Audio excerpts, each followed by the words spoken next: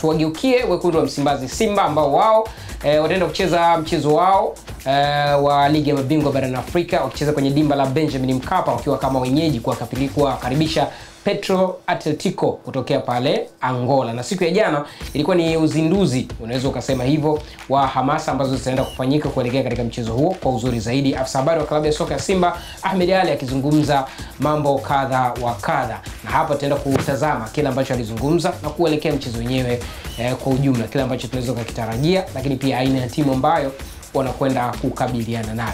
Bana Ngoso pamoja na Kelvin, wawakilishi wetu kimataifa kama mwanzo ambao nijaribu kuwagusia kidogo, tunasema wakati ndio huu sasa kwenda kujitetea ndani ya uwanja baada ya kuzungumzwa vitu vingi sana nje ya uwanja. Lakini moja kati ya vitu ambavyo pia vilijitokeza jana wakati zinazungumzwa au inatolewa updates ya taarifa kuhusiana na kuelekea mchezo huo ni swala zima la vingilio vya mchezo, ambapo mwanzo ilianza kwanza, I don't know, sijui kama ilikuwa ni kitu ambacho kilikuwa kimedhamiriwa ama pengine ilikuwa ni katika kama sehemu ya utani ama vinginevyo, kwa sababu baada ya Ahmed kuzungumza kuhusiana na watu kuingia bure, baada ya watu kupinga kuikataa bure, tukaona anatoa orodha ya vingilio. Ina maana tayari alishakuwa navyo. Ama la mniambie kwamba labda pengine aliamua pale yeye mwenyewe binafsi kama naweza nikaelewa. Lakini kwangu picha yangu ya jumla, licha kwamba Ahmed Ally alijaribu kuuliza wadau au alijaribu kusema watu waingie bure, naamini kwamba tayari wenyewe kama club walikwisha kuamua vingilio vyao. Lakini yale mapokeo, ule mwitikio wa mashabiki kuhusiana swala zima la kutoa vingilio na kukataa kuingia bure kwenye mchezo huu wa ligi ya mabingwa, inaweza ikawa inatoa ishara gani kwa mashabiki wa klabu ya soka Simba? Ni mapenzi ya dhati, ni nia ya kutaka labda kuichangia klabu yao wakielewa kwamba na wenyewe wana haja hiyo, ama pengine ndo ule mwendelezo wetu wa kushindana huku kila mmoja anataka kuonyesha kwa namna yake? Nafikiri kubwa zaidi ni kwamba kumzodoa mpinzani. Unajua kwenye Simba na Yanga kuzodoana kati ya wawili kunapewa nafasi kubwa kuliko hata maendeleo ya hivi vilabu viwili. Okay. Lakini sehemu ambayo inanitia shaka sana ni namna ambavyo vingilio vilitajwa baada ya hapo, kutoka bure mpaka mkeka. Yaani unaanza kuona kabisa kwamba okay, hii ilikuwa ni plan ya namna gani tuna introduce vingilio vya mechi. Lakini kusema kwamba walikuwa wamedhamiria kuingiza watu bure, sioni kama Simba walikuwa na dhamira ya dhati ya kuingiza watu bure viwanjani. Lakini kizuri zaidi ni kwamba kuingiza watu bure sio sifa ya klabu inayotaka kufanya biashara. Sio sifa ya klabu ambayo inajua kabisa kwamba inategemea rasilimali fedha kwenye kuendesha klabu yao. Kwa hiyo mimi nafikiri kwa mashabiki wa Simba ambao bila kufuata mkumbo walikuwa wana nia ya dhati ya kuto kuingia bure, mimi nafikiri wao wanastahili kuchukuliwa kama ni watu ambao wana mapenzi mema zaidi na klabu kuliko hata viongozi ambao walikuwa wanatangaza bure. Okay. Sawa, Kevin, vingilio vilivyotajwa ni mzunguko ni shilingi 5,000 kama kawaida. VIP C ni 10,000, B 20,000, A 30,000, Platinum 1,500 pamoja na Tanzanite 2,500.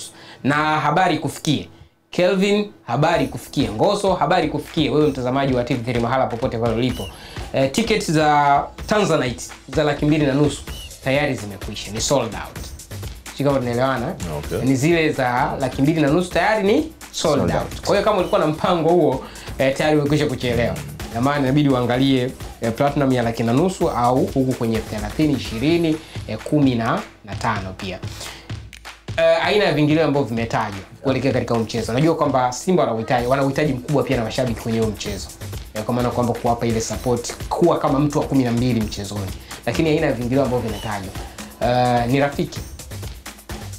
Ni affordable.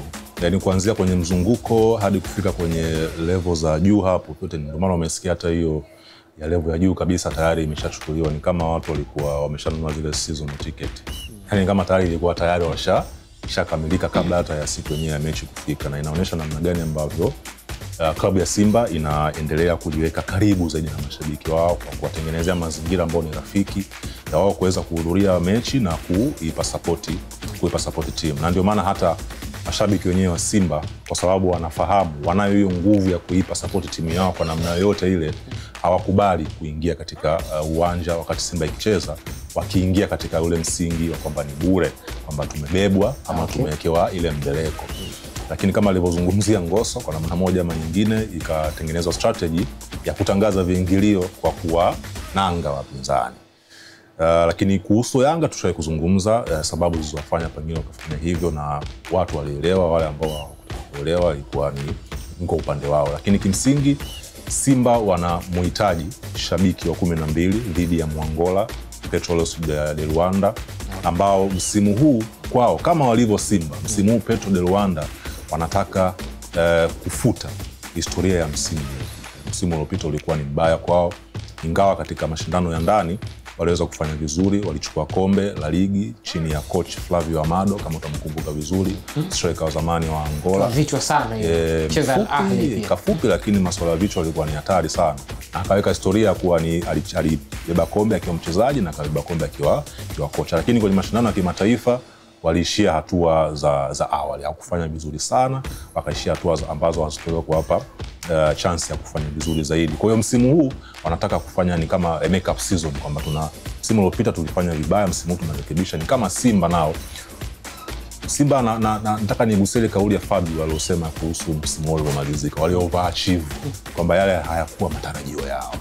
Lakini hata hivyo mpaka kufika katika ile hatua ya finali, Inzu ulikuwa unahitaji kupata ile kombe na hawakufanikiwa kufanya hivyo. Kwa maana yake msimu huu wanakuja kurekebisha kile ambacho kilienda wrong msimu uliopita. Kwa hiyo kwa pamoja zinakutana timu mbili ambazo zinahitaji zaidi ya wachezaji wote kuwa fiti kiakili, lakini pia physically kuwa fiti, lakini pia kwenye swala la kiufundi nako watimamu, lakini unamhitaji support nyingine ya nyuma. Wa Angola wanakuja ugenini wakiwa na support yao, lakini wakiwa wanaokuwa nyumbani ambao ni wenyeji, asilimia karibu 80 lazima watakuwa wanapata nguvu kubwa ya watu wao, na Simba wanahitaji hicho kitu kuendeleza kile ambacho wamekifanya dhidi ya wapinzani kutoka nje.